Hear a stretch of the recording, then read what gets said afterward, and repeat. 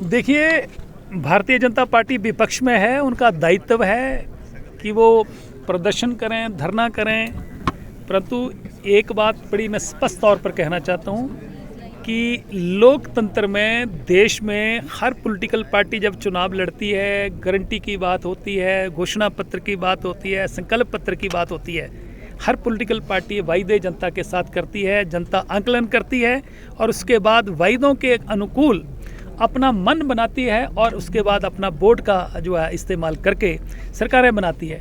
Bharatiya Janata party ने भी 2017 में जो चुनाव लड़ा था उसमें संकल्प पत्र जारी किया था। क्या वो संकल्प पत्र या दृष्टि पत्र जो था वो क्या पूरा हो गया? उन्होंने भी कोशिश करी होगी। 2022 में कांग्रेस ने भी अपना घोषणा पत्र के साथ साथ 10 गारंटीज दी हैं। तो सरकार कांग्रेस की बनी है, तो सरकार कांग्रेस की बनने के बाद एक साल में जितना कर सकती थी कांग्रेस पार्टी, उसने काम करने का प्रयास किया है। परंतु भारतीय जनता पार्टी को या प्रदेश के उन लोगों को जो आज ये सवाल उठा रहे हैं, उनको इस बात का भी मंथन करना चाहिए, सोचना चाहिए कि एक साल के अंदर हिमाचल प्रदेश में जो त्रासदी हुई है, प्रदेश का जो नुकसान हुआ है, लोगों के घर बह गए हैं, लोगों की जानें चली गई हैं, सड़कें बह गई हैं, पानी की स्कीम में, बिजली की स्कीम में सारी तबाह हो गई हैं, उसको रेस्टोर करने के लिए जो सरकार ने काम किया, क्या वहाँ भी धन का इस्तेमाल हुआ है? और धीरे धीरे आप जानते हैं कि कोई हिंदुस्तान का एक भी ऐसा सूबा नहीं है, कोई प्रदेश ऐसा नहीं है जिनकी फाइनेंशियली हेल्थ धीरे धीरे कमज़ोर नहीं हो रही है। प्रदेशों पे कर्जा बढ़ रहा है, केंद्र सरकार पर कर्जा बढ़ रहा है। इसलिए ये जो फ्री वाला काम है, मुझे लग रहा है इस पे सरकारों को और पार्टियों को थोड़ा अंकुश लगाना चाहिए और लोगों को काम करने की आदत डालनी चाहिए। भाजपा के मुख्य कैसे ठीक हो सकती है? एक जी, 2 मंत्री अभी बने हाल ही में, हालांकि एक पद अभी खाली चल रहा है। आप कहाँ चूक गए? सुजानपुर की जनता को शायद काफी खुश कर रहे हैं। देखिए, ऐसा है कि जो 2 मेरे साथी बने हैं, मैंने उनको बधाई दी है। मुझे खुशी है कि मेरे कुलीग उनको मंत्री बनाया गया, 1 साल के बाद बनाया गया, पहले बना देने चाहिए थे।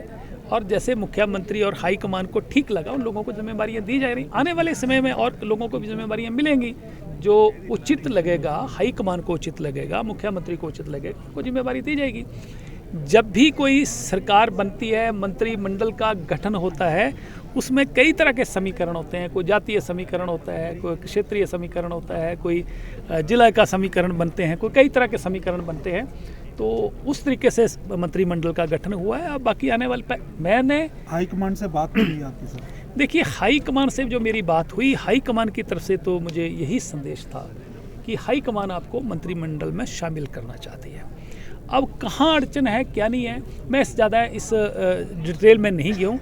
ना ही मैंने आज तक किसी को अप्रोच किया है कि भाई मुझे मंत्रिमंडल बनाया जाए। मैं इस चीज़ में विश्वास करता हूँ, एक चुना हुआ व्यक्ति होने के नाते, कि आदमी पद से बड़ा नहीं बनता है। आदमी को बड़ा बनना है लोकतंत्र में, तो आदमी को अच्छा कर्म करना पड़ता है। मेरा जीवन 23 साल का जो है, वो 23 साल के जीवन में मैंने ना जाति देखी, ना धर्म देखा, ना मज़हब देखा, ना मैंने पार्टी देखी। मैं अपने क्षेत्र में, प्रदेश में जहाँ भी जाता हूँ, काम करता हूँ, इन सब चीज़ों से ऊपर उठकर मेरी जो शुरुआत है जीवन की राजनीति में, वो एक समाजी कार्यकर्ता के रूप में। तो मेरा मकसद लोगों की सेवा है और पार्टी को जो उचित लगेगा वो मेरी सेवा ले लें। चर्चा ये भी है कि लोकसभा चुनाव में आपको कैंडिडेट बना के उतार दें। देखिए, मैंने पहले ही मीडिया का जवाब दे दिया है। ये हर व्यक्ति का प्रश्न है कि राजेंद्र राणा को पार्लियामेंट का चुनाव लड़ाया जा सकता है। मेरा सीधा सीधा जवाब है कि 2017 में जब मैंने सुजानपुर से चुनाव लड़ा और सुजानपुर की जनता ने प्रदेश के मुख्यमंत्री को चुनने की बजाय राजेंद्र राणा की सेवा को चुना, तब भी सुजानपुर के लोगों ने ये कहा कि आपकी सेवाएं हम एमएलए के तौर पर चाहते हैं। अभी भी 22 में यही कहा कि आप एमएलए के तौर पर ही हिमाचल सुजानपुर के लोगों की सेवा करेंगे। कारण उसका मैं आपको ब्रीफ कर देता हूँ कि जिस चुनाव क्षेत्र की जनता ने मुख्यमंत्री के बजाय एक छोटे से व्यक्ति को चुना, उनकी मनसा हो सकती है। आज राजेंद्र राणा यहाँ खड़ा है, राजेंद्र राणा बड़ा है, छोटा है, तो सुजानपुर की जनता की वजह से है। और सुजानपुर की जनता चाहती है कि राजेंद्र राणा एमएलए के तौर पर, एमएलए जो है सेवा करे, एमएलए जो है डे टू डे के काम में लोगों के साथ जुड़ा होता है। किसी का बिजली का प्रॉब्लम है, किसी का नलके की प्रॉब्लम है, किसी की गली की प्रॉब्लम है, किसी की सड़क की प्रॉब्लम है। राजेंद्र राणा जी क्या चाहते हैं आप? जूनियर राजेंद्र राणा जी आएंगे। मैं वही चाहूंगा जो मेरे सुजानपुर के लोग चाहेंगे, जो जनता इसलिए मैं सुजानपुर के सर उनमें काफी निराशा भी है आप मंत्री पद में। देखिए, स्वाभाविक होता है कि जिन लोगों ने प्रदेश के मुख्यमंत्री को की बजाय राजेंद्र राणा को स्वीकार कर, लोगों की वर्करों की उम्मीदें होती हैं। ये कुछ सुजानपुर की बात नहीं है, हर चुनाव क्षेत्र के चुने हुए व्यक्तियों के प्रति उनके वहाँ के कार्यकर्ताओं की और वहाँ की जनता की उम्मीदें होती हैं। वो स्वाभाविक है, उम्मीदें होती हैं और उम्मीदें होनी भी चाहिए। लेकिन पार्टी ने फिर भी टिकट दे दिया तो क्या करेंगे? सरकार को बेरोजगार युवा, क्योंकि लगभग 1 साल से जो है भर्तियां नहीं हो पा रही हैं उस तरह से जिस तरह से मैं इसमें बिल्कुल स्पष्ट हूँ। मैंने मुख्यमंत्री जी को खुला पत्र भी लिखा था कि जितने नौजवान हैं जिन्होंने पेपर दे रखे हैं और उनके पेपर जो हैं उनके रिजल्ट रुके पड़े हैं, उनको सरकार इंटरवीन करके तुरंत उनको जो है वो उनके रिजल्ट निकाले जाएं और नौजवानों को नौकरियां दी जाएं। दूसरा, मैंने ये कहा कि जो सबऑर्डिनेट सिलेक्शन बोर्ड जो है, जो जहां पर धांधलियां हो रही थी, पेपर बेचे जा रहे थे, लीक हो रहे थे, ये गलत बात थी कि लोगों के हक मारे जा रहे थे। परंतु ये नहीं है कि एक विभाग में, चाहे कोई भी विभाग ले लो, आप पुलिस का ले लो, कोई रेवेन्यू का ले लो, एक आदमी कोई चोरी करता पकड़ा जाए तो इसका मतलब विभाग को बंद नहीं करना चाहिए। उसको तुरंत बंद करना भी है तो तुरंत उसके ऊपर अमल में उसको लाकर उसको चलाना चाहिए।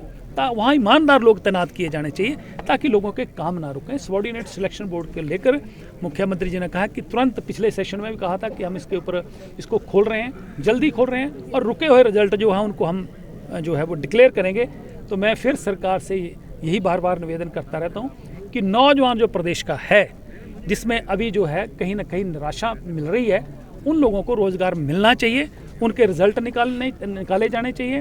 और जो करुणा मूलक आधार पर पिछली सरकार में भी लगातार कई महीने सड़कों में बैठ रहे, जिन्होंने अपने पेरेंट्स खोए हैं, ये सरकार का नियम है, कानून है, संविधान में है कि कोई भी सरकारी नौकरी में किसी की डेथ होती है सर्विस काल में, तो उनके परिवार में अगर शर्तें पूरी करते हैं जो कि प्रदेश सरकार ने बनाई हैं, उन शर्तों को अगर पूरा करते हैं तो उनको नौकरी देनी चाहिए। आज सरकार के पास हज़ारों पद खाली पड़े हैं, तो मुझे लग रहा है करुणामूलक आधार पर हों, चाहे जिन्होंने एग्ज़ाम जो है दे के रखे हैं, उनके रिजल्ट जो है वो सरकार को निकालना चाहिए और करुणामूलक आधार वाले जो हैं उनको तुरंत जो है सरकार को। जवाब मामला आप ऑपोजिशन में थे पिछली बार, काफ़ी आपने उठाया और कहा था कि सत्ता में आएंगे तो छोड़ेंगे नहीं किसी को, लेकिन लग रहा है अभी उस रफ्तार से काम। देखिए, मैंने पिछली सरकार में फर्जी डिग्री कांड जो मानव भारती विश्वविद्यालय में हुआ था और भी कई यूनिवर्सिटीज़ इसमें जो है संदिग्ध हैं, मैंने उस मामले को लगातार सदन के अंदर और सदन के बाहर उठाया।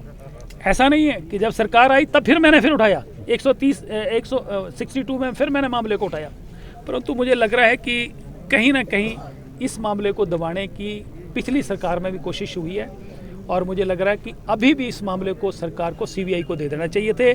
मैं बार बार कहता रहा कि ये जो फर्जी डिग्री कांड है, ये कोई हिमाचल प्रदेश में डिग्रियाँ नहीं बिकी हैं, पूरे देश में और इंटरनेशनल लेवल स्तर पर बिकी हैं।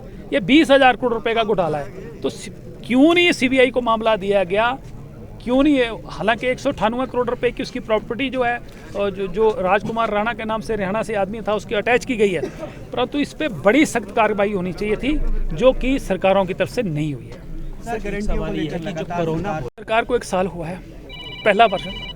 दूसरी बात कि गारंटियाँ चरणबद्ध तरीके से पूरी की जा रही हैं। तीसरी बात कि 1 साल के अंदर अंदर, अभी सरकार को 1 साल हुआ, प्रदेश में कितना नेचुरल डिजास्टर हुआ है, कितना कहर बरसा है, कितना पैसा वहाँ पर लगा है, और जो है इतना नुकसान होने की वजह से जो है गारंटियाँ जो है उनको इस साल में 1 साल में जितना की कर सकते हैं किया है।